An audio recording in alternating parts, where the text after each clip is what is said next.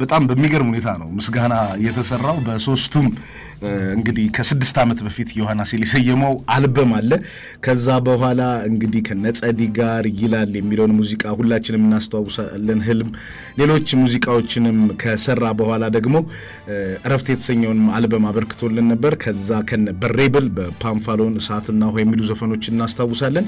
ከዛ ከገሃድ ባንድ ጋርም ነበር። ከዛ ገላጋይን አደመጥንና በመቀጠል ደግሞ እንግዲህ አሁን ላይ ሃሎ ሲል የሰየመውን አልበም ሰምተን ነበር። ዮሐና ቅዳሜ ዕለት እጅግ በጣም የተሳካ ኮንሰርት አድርጎ ነበር። አሁን በቀጥታ የስልክ መስመራችን ላይ አግኝተነዋል። የዚህኛው ዘመን የኢትዮጵያ የሙዚቃ ምልክት ከሆኑት ከቀዳሚዎቹ ተርታ ነው ቢባል ምንም ማጋነን አይሆንም።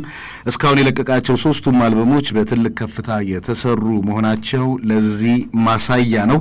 እንግዲህ ዮሐና ሲል የሰየመው አልበም አሁን ላይ ሃሎ በሚለው አልበሙ ተገናኝተናል። የመጨረሻው ስራው እንግዲህ ምስጋና ነበር። ሙዚቀኛ ባልሆን ሜካኒካል ኢንጂነሪንግ ሆን ነበር ይል ነበር። በመረጠው የሙዚቃ ህይወት ግን ስኬት ከደጁ ደርሷል። ቅዳሜ በጣም ትልቅ ኮንሰርት ነበር። ሄሎ ዮሐና ታናችልኝ እንዴት ነሽ? እንዴት ነሽ? ሰላም ነው? እግዚአብሔር ይመስገን። 6 ዓመት ታምናለህ ከተገናኘን? ረጅም ጊዜ ሆነን። ጊዜው ይሮጣል። ግን በጣም በሚገርም ሁኔታ ለአድማጮች በፋና ኤፍኤም 98.1 በልዩ አዲስ አበባ እያደመጡ ያሉ አድማጮችን መናገር የምፈልገው ከ6 ዓመት በፊት ይህ ጊዜ እንደሚመጣ ተናግረ ነበር። በየጊዜው አልበም እንደምታወጣና በደንብ እንደምትሄድና ቃልህን ስለጠበቅ ደስ ብሎኛል። እንኳን ደስ አለህ። እንኳን አብሮ ደስ አለህ። ቅዳሜ እንዴት ነበር? ከሱ እናንሳና አንዳንድ ጥያቄዎች አሉኝ። ዮሐና ቅዳሜን እንዴት አገኘኸው? ቅዳሜ በጣም ደስ የሚል ነበር። በጣም ደስ የሚል ነበር። ኦዲየንሱ ምንም በጣም ከሚገርም ነበር። ኦዲየንሱን በጣም ደስ ይል ነበር። ኤነርጂውን በጣም ደስ ይል ነበር። እና ማለት ነው በዛ አጋጣሚ ለመጡት ሁሉ። አዎ አሁን ላይ የሶሻል ሚዲያም ጊዜ ነው፣ የሚኒስትሪም ሚዲያም ጊዜ ነው። በተለያዩ የሚዲያ ፕላትፎርሞች ያንተን ሙዚቃ ለመስማት አይቻልም እና በተለይ በቲክቶክ ያለው ማህበረሰብ የነበረው ተቀባይነት በጣም ከፍ ያለ ይመስለኛል። ለሙዚቃውም ቅርብ ነበሩና እስቲ ምናልባት ከአልበሙ በኋላ ያየውን የተቀባይነት መንገድ ደግሞ ከበፊቶቹ ጋር ያነጻጸርን ብናነሳው። እንደውም ሞር የማየው የኦዲየንስ እንትኑ እየሰፋ ይመጣል የሚመስለኝ ከመጀመሪያ አልበም ወደ ሁለተኛው አልበም ከዛ ነገላጋይ ከልጅ ጀምሮ እስከ ትልቅ ድረስ እየሰሙት እየሰፋ ይመጣ ይመስለኛል ኦዲየንስ ሬንጅ። እዚህኛውም አልበም ላይ እንደዛው ነው የሚሰማኝና አሁን በጣም ህፃናትም ታገኛለህ ካየህ ብዙ ጊዜ ሪአክሽን ላይ የኔ ዘፈኖች የሚዘፍኑ ህፃናት ይታያሉ። ኖርማል ነው። ከዛ እስከ ትልቅ ሰዎች ሬንጁ ሰፋል ብዬ አስባለሁ። እንደውም የኦዲየንስ እንደዛ ይታየኛል። አይ ቲንክ ህልም ላይ ይመስለኛል አይደል? ከቀዳማዊት ጋር የገባችበት ሙዚቃ አለ ከህፃናት ጋር ስትል ስታነሳ ልጅ ነው እሱን የተጫወተችው። እሱ የተሰራበትን መንገድ ይለያል። ሃይደር የሚባል ሃይደርን ታውቃለህ? ኪቦርዲስት ሃይደር የሚባል መሰለኝ።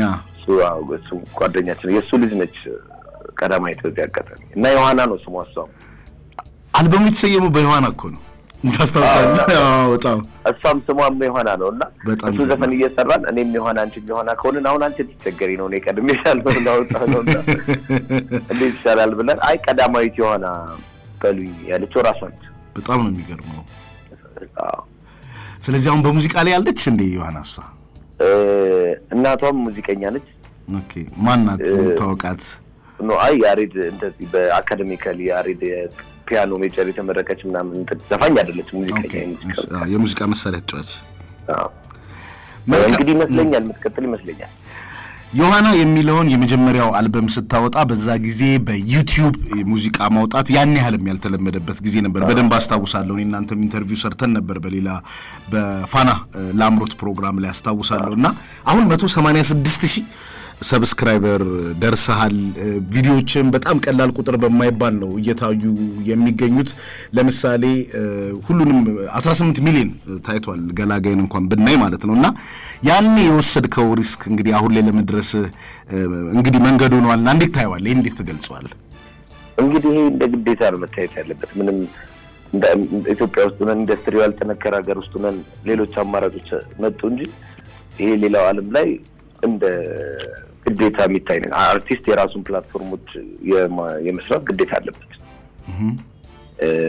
ያው እንዳለመታደል ሆነ የኢትዮጵያ ሚውዚክ ኢንዱስትሪ ገና እዛ ደረጃ ላይ ደርሶ አርቲስቶች ገባ ሙዚቃ ለመስራት የሚያወጡት ነው ወጪ የሚሸፍኑበት ሌላ መንገድ ስለሌለ የግድ ይሸጡታል ወይ የሆነ ነገር ያደርጋሉ እንጂ ይሄ ነገር እንደ ግዴታ ቢታይ ደስ ይለኛል።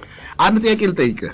ብዙዎቹ ለምሳሌ እኔ ሁሌ የግርማ ተፈራ ካሳን አልበም አነሳለሁ፣ አለመደመጡ በጣም ይቆጨኛል እና በግል መልቀቅ ምናልባት ለምታወጣው ወጪ ምንም ያህል ክፍያን ባታገኝበትም እንደው መደመጥ የመሰለ ነገር አለ ይሆና? የለም እኮ እሱን ነው ብለው ለምሳሌ እንዳልከው ነው ብዙ አልበሞች ይዋጣሉ ብዙ ፕላትፎርሞች ላይ ሲወጡ ያው እንግዲህ ስም ባንድ ጠርተን ባንድ ማናወራ ለቦል ልክ እንዳልከው ነው። ምንም ቢሆን የአርቲስት ትልቁ ሰክሰስ እንደዚህ ቅዳሜ እንዳየው ሾው መስራት መቻል ነው። ከምታደንቀው ከሚያደንቅ ኦዲየንስ ጋር ተገናኝቶ መድረክ መስራት ነው። ኢቭን ለገንዘብም ዋናው ገቢ የአርቲስት የትኛው ማርች ዋናው ገቢ የመድረክ ስራ ነው። ስለዚህ ለመድረክ ስራ ደግሞ ለመብቃት መሰማት አለበት። ባገኘው መንገድ እንዲሰማ ማድረጉ ላይ ቢያተኩር ላለው ማንኛውም አርቲስት። ስለ ምስጋና ላንሳ። በጣም ይገረመኝ ዘፈን ነው አልበመንት በቃ ሌላ ሌብል ዮሐና ማለት አንተ የመጣበት የድምጽህም ከለር አለ፣ የምትጠቀማቸው ደግሞ የሙዚቃ ጀነሮች የተለያዩ ናቸው። እሱን እንዳለ ሆኖ ምስጋና እንዴት አሰብከው? በጣም ነው የሚገርመው።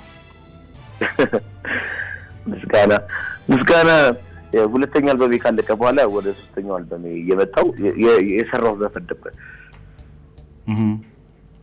ስለዚህ ይሄኛው እነዚህ አሁን እኮ ያሉት ሌላ ነበረ ነው። አይ መጀመሪያ ሚውዚካሊ ሲሰራው ነው ያሰብኩት። ሚውዚካሊ ሲሰራ ይሄኛው ግጥም ሳይገባ ዝም ብሎ እንደ ሙዚቃ እንደ ዜማ የተያዘ ነገር ነበር። ከዛ በኋላ ግን በቃ አይ ዶንት ኖ አንድ ቀን ነው በቃ ስቱዲዮ ሆነን ነው እንዴት እንደመጣልኝ እኔ ራሱ ምን አውቃለሁ። ስለዚህ አንዳንዴ እኮ የጥበብ ነገር እኮ አይወራም አይደል? አዎ አታውቀውም ከየት እንዴት እንደሆነ። እሺ ቀጣዩን ጥያቄ ስለመመለስ እንዳይሆንብኝ እንጂ ምን አይነት የቃላት ጨዋታ ነው ጉብዝን ነው ይላሉ። በግጥም በጣም ቃላት ይጫወታል። አሁን ለምሳሌ አንጫር አለ። በተለያዩ ጊዜያቶች ውስጥ የምትሰራቸው ስራዎች ላይ እንደዚህ አይነት ነገሮችን አስተውላለሁ። በአሁኑም በፊቱም አልበም ላይ ማለት ነውና የግጥም የቃላት ጨዋታ ላይ እንዴት ነው እንደዚህ ለማግኘት የቻልከው? ማይካጃንም ማንሳት ስለምንችል ማለት ነው። ያው እንግዲህ ብዙ ጊዜ ማጥፋት ነው። እኔ እንደ መንግስት ሰራተኛ የምሰራው ሙዚቃ አልቀልድም ማለት ይሄ ደስ ሲለኝ ስቱዲዮ የሚገባ ምናምን አይደለም። ሁሉ ጊዜ ፉል ታይም ሙዚቀኛ ነኝ እና ሁሉ ጊዜ ስራዬን አክብሬ የምገኝ ሰው ሁሌ በየቀኑ ስቱዲዮ ነው እና ብዙ ጊዜ አንድ ነገር በመስራት ውስጥ ደግሞ የተለየ ልምድ ታዳብራለህ፣ የተለየ እይታ ታያለህ። በግል የምታዳብረው የተለየ ነገሮችን የምትሰራበት መንገድ አለ። እንግዲህ ከዛ ይመስለኝ ከዛ ደግሞ ተሰጥቶ ነው ካልክም እንግዲህ ተሰጥቶኝ ነው ከላይ ነው በሚል የሚያዘው አይደል? ግን ስራ ነው ዋናው ነገር። ሁሉም ሰው አንድ ፊልድ ላይ አሁን አንተ እንደ ጋዜጠኛ ብዙ በመቆየት ከአዲስ ጋዜጠኛ የተሻሉ ኮንቨርሴሽኖችን ጀምረ የመጨረስ መንገዶችም አሉ አይደል? ምትለምዳቸው ግን ከኤክስፒሪየንስ ልክ እንደዛ አስበው በቃ ብዙ ጊዜ ስለማጠፋበት ያው መውጫ ላጣም ከቀር በጣም አሪፍ። ሌላ ማንሳት የምፈልገው የድሮ ሙዚቃዎችን ስንሰማ በተለይ በዲዩት ሲሰሩ በኮላቦሬሽን የሚሰሩበት መንገድ ይገርመኝ ነበርና የዋና ከመጀመሪያ አልበሙ አንስቶ ምናልባት የረሳሁት ካለ አንተ ተነግረኛለህ። ከካስማሰ፣ ፓምፋሎን፣ ጸዲ፣ ሄዋን ገብረወልድ፣ ሳምቦድ፣ ጆጆ አሁን ደግሞ ሳሌሚያም አለችና ከነዚህ ጋር የመስራት ልምድ አለ። በግጥምና ዜማም አንተ ነው ያለውና እንዲህ አይነት ከሌሎች አርቲስቶች ጋር ተባብሮ የመስራትን ልምድ ከየት አመጣኸው የሚለውን ብናነሳ ደስ ይለኛል። እኔ ኮላቦሬሽን በጣም ለአርቲስቶቹም አሪፍ ነው፣ ለኢንዱስትሪውም አሪፍ ነው፣ ለኦዲየንስም ደስ ይላል። ሁለቱም ተወዳጅ አርቲስቶች አንድ ላይ መስማትና ይሄን ነገር ከመጀመሪያው አልበም ጀምሮ የመጀመሪያው አልበም ሁሉም አልበሞቼ ላይ ሶስት ፊቸሪንጎች አሉ። ፐርፐዝሊ ነው ማለት ነው። የመጀመሪያውም ላይ እንዳልከው ቀዳማዊ ትሆናለች ጻናው ከዛ ዴቭ ኔግሊ ይባላል አለ ያበረታል ላይ ይገባልኝ። ሁለተኛውም ላይ ካስማሰ፣ ፓምፋሎና ሄዋን አሉ። እዚህም ላይ ጆጆ፣ ሳሌሚያና ሳምቦድ አሉ። እንግዲህ 9 ኮላብ ማለት ነው። 9 እንግዲህ ማለት 9ኛችንም የየራሳችን ኦዲየንስ ሼር አድርገናል ማለት ነው። ከዛ ደግሞ 9 ከዘጠኝ ሰዎች ጋር ሙዚቃ መስራትም ሌላ የሚያሳየውም ነገር አለ። ሙዚቀኞችን ማቀራረብም ነው። ተቀራርበው ቢሰራ ደግሞ ምን ማለት እንደሆነ የኔና ሁሉንም ፊቸሪንጎች አይታቸዋል ያላቸውን ውጤት።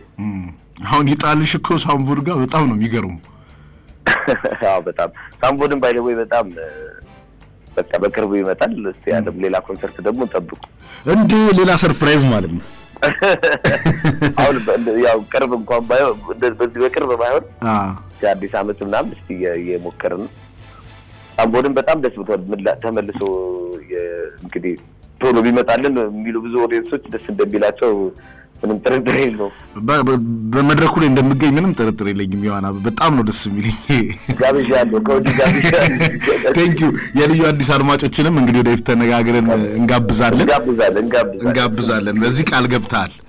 ያው ምንም ችግር የለም። ካገኘው አይቀር ሌሎች ጥያቄዎችም አሉኝ ዮሐና። በነገራችን ላይ ቅድም 3 ስትል 9 አይደለ? እንደው ትንሽ ፈቃደኝነትም ስለሚፈልግ ነው እንጂ አንድ የሰማሁትም ዘፈን አለ በጣም ኃይለኛ ከትልቅ አርቲስት፣ ሁለታችሁም የዘመናችን ምልክት ናችሁ። በጣም አሪፍ ዘፈን ነውና ወደፊት ስንሰማው ስለሱ ደግሞ እናወራለን። ምንም ችግር ብዙ አሉ ባይዘው እንደዚህ ብዙ ሊኖር ይችላል። ደግሞ በግል የሰማሁት በጣም የሁለታችሁን ኮላቦ አልጠበቅኩም። ፈቃደኝነት ስለሚጠይቅ ነው። ወደፊት እናነሳዋለን አይደል? እሱ በጣም አሪፍ ዘፈን ነው የሰራችሁት። ዓለም አቀፍ ድምፃዊ ስለመሆን ብዙ ጊዜ ስትናገር ሰማለው። እንዲህ በግልም አውርተን እናውቃለን ከኔ ጋር እንዲህ ምልክቶችም ይታዩኛል። እንግዲህ በጣም ታለንትድ ነህ፣ ያንግ ነህ፣ በዛ ላይ ደግሞ ኢነርጂ አለ። ከዛ ረጅም ጊዜም ለሙዚቃ ሰጥተህ ነው የምትሰራውና ኢትዮጵያውያን አርቲስቶች ደግሞ እንግዲህ ለምሳሌ መሐሙድ አህመድ የኢትዮጵያን ሙዚቃ ካስተዋወቁት ውስጥ አንዱ ነው። አሊ ቢራ፣ ግርማ በየነ፣ ጂጂ ያለን መጥራት እንችላለን እና ከቋንቋችንም ሊሆን ይችላል አላውቅም። እስቲ ዓለም አቀፍ ድምፃዊ ስለመሆን ዮሐና ምን ይላል? እሱ እንግዲህ ያው መጀመሪያ አርቲስቶቻችንን ሰፖርት ማድረግ አለብን። በቃ ይሄ ኢትዮጵያ የሚወክልን አንድ አርቲስት መጀመሪያ በደንብ እዚህ ጋር ብዙዎቹ የሚፈሩት ሪስክ አለው። ገባ? አሁን ኢንተርናሽናል ለመሆን የሚካሄድ ሩጫ ላይ እንዳልከው ቋንቋ ባሪየር ነው ተብሎ እንግሊዝኛ እንዳይዘፈን የኢትዮጵያ ኦዲየንስ አይሰማም። ገባ? የኢትዮጵያ ሙዚቀኛ ደግሞ እንጀራው ነው። እንትን ደልቶት ብቻ ሌላው ዓለም ደልቶት የሚሰራ አርቲስት ብዙ የለም። ገባ? ለብዙ ሰዎች እንጀራ ነው። ስለዚህ እሱን ፍራቻ ይመስለኛል እንጂ በጣም ብዙ ታለንት ነው። እጅግ በጣም ብዙ ታለንት ያላቸው ኢንተርናሽናል መሆን ይችላል። አንተስ ስለመሆን ምን ያህል ርቀት እየሄድክ ነው? እመነኝ ትንሽ ጊዜ ነው። ይሄን ቃል እጠብቃለሁ። ከዚህ በፊት የመጀመሪያ አልበሙ ላይ እመነኝ ብለኝ ነበር፣ አምኛለሁ። አሁንም እመነኝ።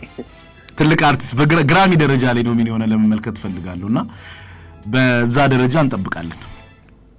አመሰግናለሁ ካንቺ። እኛም እንግዲህ እየሰራን ነው። ያው እግዚአብሔር ይጨምርበት። አዎ በአንጀሊካ ኪዲጆ በአፍሪካ ደረጃ ሁሉንም ግራሚ እየጠቀለለች ነው የምትበላውና ወደኛ የማይመጣበት የኛ ሙዚቃ ሪች ስለሆነ ምንም አይነት ምክንያት የለም ከሚል ነው።